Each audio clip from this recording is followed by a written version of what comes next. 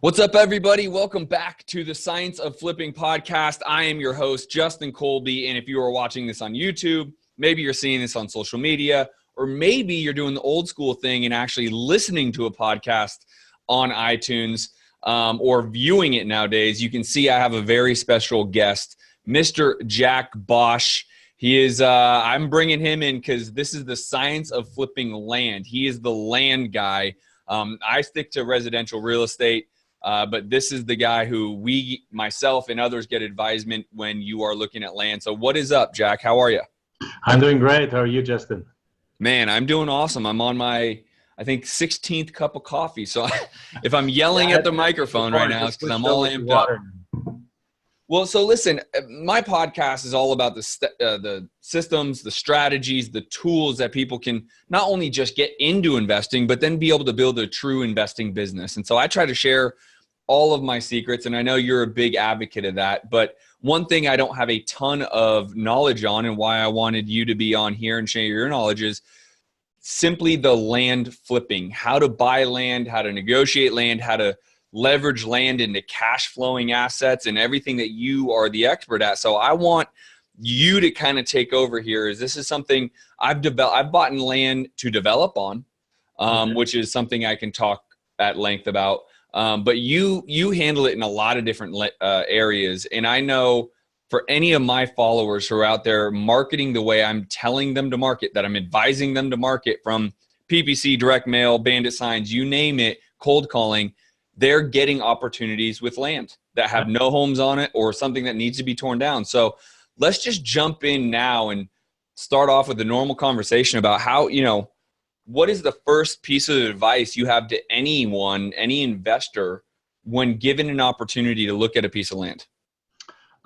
Great question. So yes, so we have done over 4,000 land flips in the last 16 years or so, and in all kinds of categories. Like literally, we're in escrow right now to sell a piece of land, an infill lot that we put on a contract for $92,000. We're selling it for $220,000. Right, so we have just literally last night or yesterday evening signed a sale agreement for a property that we bought for $10,000. We're selling it for $47,000. So land can be flipped the exact same way that you can flip houses. The thing is that you got to look at is, what is the land ideally be used for? The first piece of advice would be, don't just look at it as something like, oh, there's no house on it, so it's worthless. Now look at it from a point of view, what is its ultimate best use for a buyer? And that determines a lot of the value. Like the infill lot that we just in contract with is a commercial lot. So the seller needed to get out, and so we put in a contract. We actually bought it and kept it for a little bit, and then when we sold it right now, we just waited for somebody who was willing to build on it, so a developer. So you would have been perhaps a perfect customer for that thing. So I never tried selling that lot on like Facebook or Craigslist or something like that, because the buyer for that lot doesn't hang out there. So instead, on that lot, I went with a realtor. I looked for the best commercial land broker in town, and I listed it to them. Another lot that is like, let's say, a lot in the outskirts of town is ideally the perfect lot for a future retiree or somebody that wants to live close to the city but doesn't have money to really afford a place in the city anymore because prices get out of reach. So in that case, you look at that lot, you find that lot, it's a vacant lot, and instead of saying, it's not a house, I'm not going to do with it, this is like, well, what does an acre cost in that area? And if I can get that property for, let's say, 25 cents on the dollar because the seller doesn't want it anymore, can I make a profit with it? Right? So you can buy $20,000 lot sometimes for $3,000, and then we turn around and sell it for like $17,000 again or $15,000. And make the same kind of wholesale profits that you can make with houses. What a lot of house flippers do, unfortunately, is they look at a piece of land and they're like, well, I don't know what to do with it, and they pass on to it. Or they come across a house with 2 lots next to it, and instead of thinking, ooh, let me split off the lots and sell the house on its own, because the house has, people buy the house for the raw value of the house. They don't buy the house for the value of the land. So you can often get the house with 2 lots next to it, for the same amount that you would have gotten the house on its own, you can sell it for the same amount on its own. You can get full value of it, but you split off the 2 lots and you sell those to a builder at 40 grand a piece. And all of a sudden you added $80,000 to the profits of a house deal. So plenty of questions on my side, right? But sure. I want to take, for example, I'm going to say all I've learned is wholesale flipping houses, right? Whether I learned it from Justin Colby, Sean Terry, Ken Clothier, whoever. How would I go find a buyer for a piece of land? Because in that world, there's a lot more buyers for properties that need to be rehabbed than there are, in my opinion, for land. Now, I could be totally wrong. You could completely correct me. But how do you go find that buyer? It's an infill piece of land. I love your commercial example. If I'm not going to buy it because I'm a rookie investor, I have no money, I have no means to take it down like you may have, what could I have done to flip that commercial lot like you did, but I didn't have the means to buy it? Yeah, so I can answer a question 2 ways. The first way is answer your last question, which is on that specific deal, what could somebody do? Well, the way most of our students, because we teach this now, we have seminars and so on about it, and home study course and so on. When we teach this, or what most of our students, they're exactly in that situation that you just talked about. They're beginning investors, they don't know what to do exactly, and they're actually attracted to us because it doesn't have the complexities of houses. But that question that you just raised is one of the key questions. How do I go sell it? Or the other question is like, why didn't the seller go sell it themselves? Which is the same question you get, right? Why doesn't somebody go and sell the house for more money? Well, because they're sick and tired of dealing with it. Or in the land area, many times they've inherited the land, or they've inherited, or their life plans have changed and so on. But bottom line is, what could they have done specifically? Well, on such an infill lot, I realized it's a special use property, right? Because you can't go and build a house on it. It is what's called C0 zoning, which means you can put medical on there, you can put perhaps a gas station on there, you can put things like a restaurant on there, but even for a gas station, you need some zoning variants. So it's only good for certain kinds of buildings. So in that case, under normal circumstances, I would have not gone and shelled out the money. I just knew it was such a good deal that I just paid for it. But if you're a beginning investor, number one, what you can do is you just make an offer, put it under contract, because there's a big difference between land sellers and home sellers. In the land sellers, typically, the competition is so much less in the land selling area that the land sellers, that you're often the only game in town. You're only the only one making them offer because this property was not on the market. We sent direct mail out. We sent out a letter. The seller contacted us. It's like, yeah, I've owned this thing for a while. I really don't want it. I live 1,000 miles away. We offer them 92 grand, and they said yes. Now, what most of our students do in that moment is they execute a contract with 0 escrow deposit, because we don't actually ask. We'd actually usually put escrow deposit down, and with a close of escrow of anywhere between 3 and 6 months.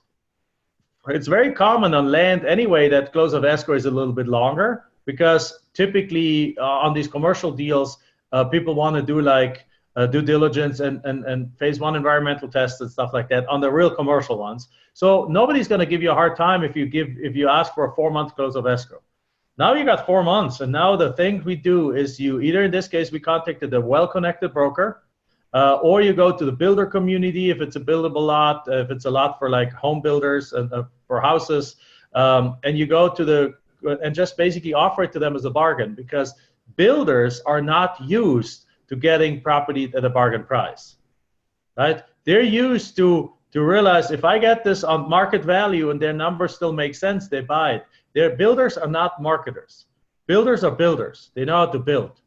So when you go with a lot, and this lot probably is worth $300,000, right? So if it's not $300,000, we sold it for $220,000. We had it sold very quickly, whether or not we owned it before.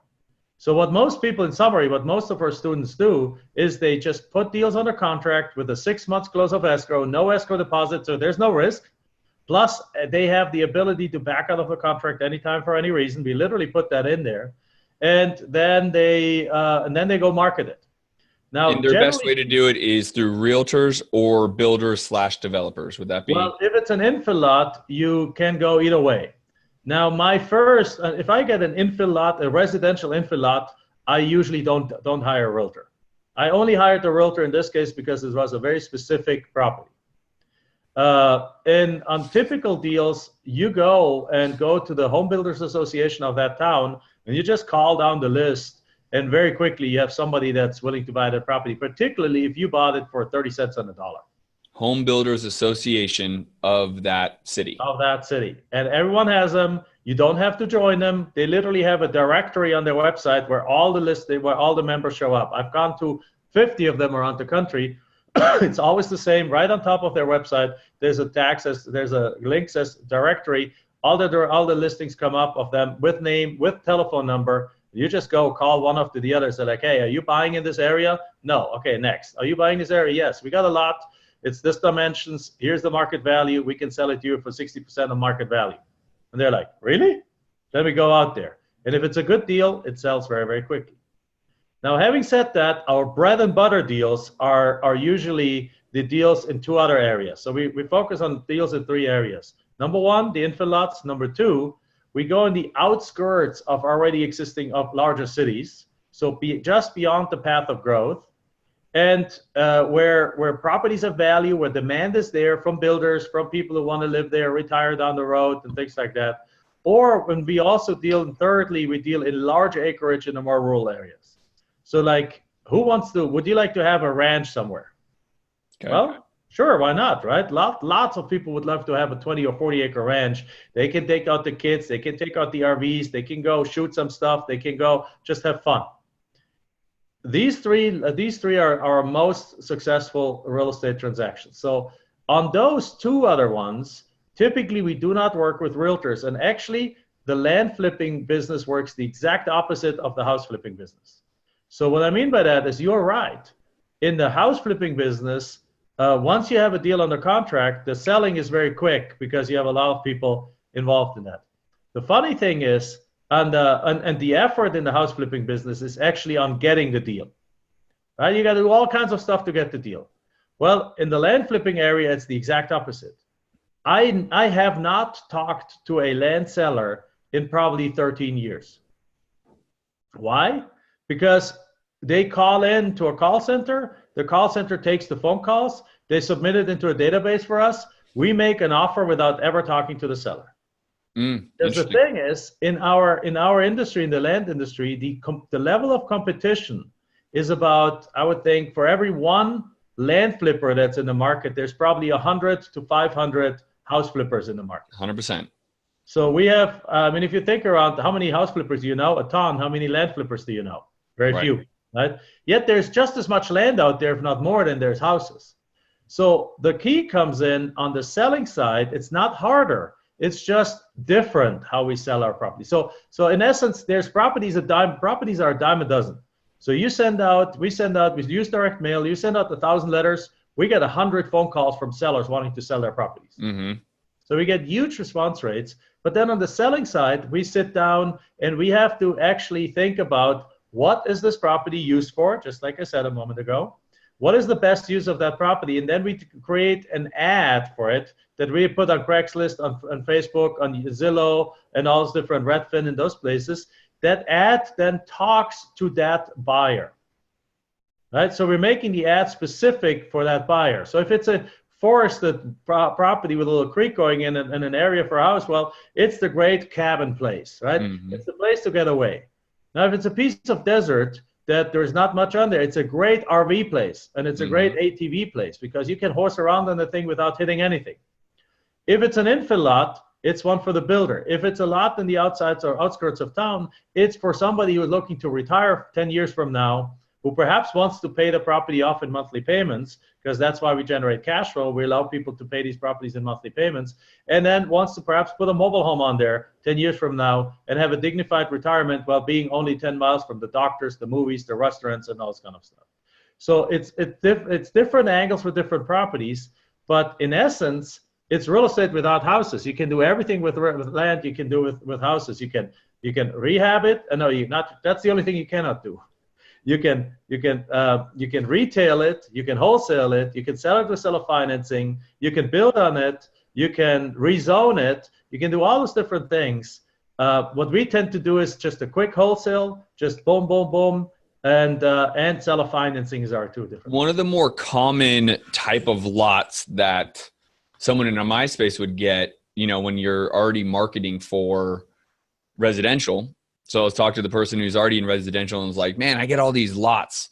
A common lot is like next to a tire shop, right? Mm-hmm. Like if in the city of Phoenix, I'm in Phoenix, specifically Scottsdale, but you get that like random lot that you have a house, you have a lot, and then you have a tire shop. And you're like, well, what the hell do we do with this, right? Like it's not necessarily just a residential. There's sporadic commercial around. Obviously, you want to look at the zoning. I understand that. But how do you find a buyer for a lot like that where it's not – where do you go with that? Well, the first touch is always the neighbor. Okay. Right? So you literally, in about 25% of our properties, we sell to the neighbor. Okay. And one of our students right now literally just posted in our Facebook group that they went out to the neighbor bought it, they bought the property for $3,000, sold it for $20,000 to the neighbor, right? So or didn't even buy it, they put it on a contract for $3,000, never bought it, did a double closing, right, simultaneous closing, and sold it to the neighbor for $20,000. The neighbor is always our first approach, because it is very possible, particularly in that scenario, if that lot is owned individually and you have a house next door and you have a tire shop next door, that the tire shop needs more space, or the house owner wants to prevent the tire shop from having more space and coming closer. So you get one or the other has a very high likelihood that they'll just take the deal. Yeah, good. Right? So that's one thing. The next, if that doesn't happen, you look at the zoning, and if the zoning is residential, then you go to a builder again and see if the builder wants to, because some builders, they go in and they might actually rezone it, because if it's zoned somewhat commercial, by rezoning it commercial, now it becomes actually worth more. If it zones commercial, great. Then you go in that case, I would go and probably find a broker, because in our case, for that deal again, the broker the guy who buys it is a guy that has bought stuff through that same broker multiple times before. So it was one of the first contacts to look at. First, the price was a little too high, but he kept looking at it. And as we dropped the price a little bit, he says, like, okay, now the price is where I want it.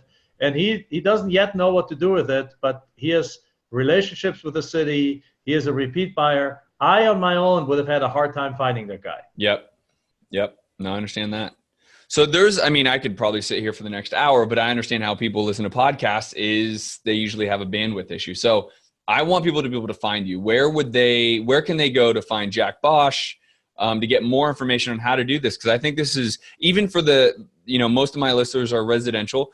They get plenty of land opportunities, but they probably just throw them out because they're like, well, what the hell do I do with this? You guys need to get educated. He's our guy. Jack is my guy. Get educated by Jack on how to handle this land, but where can they even go to find you?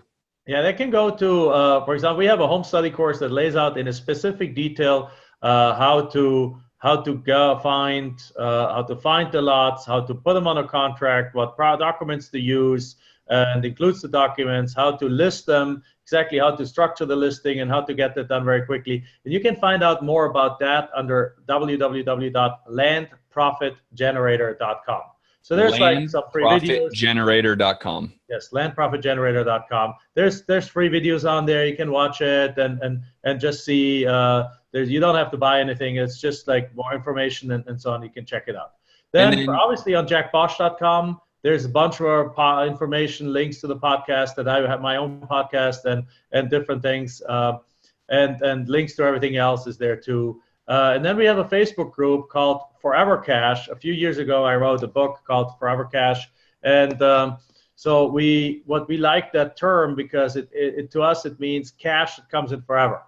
Because our financial philosophy is not just flip, but flip to make money to then get into additional things. So we just bought a 147-unit apartment complex, for example, and things like that. And that Facebook group has turned into really our biggest and baddest land support group that exists on the internet, where we all help each other getting more land deals done. And it's called the Forever Cash Real Estate Group.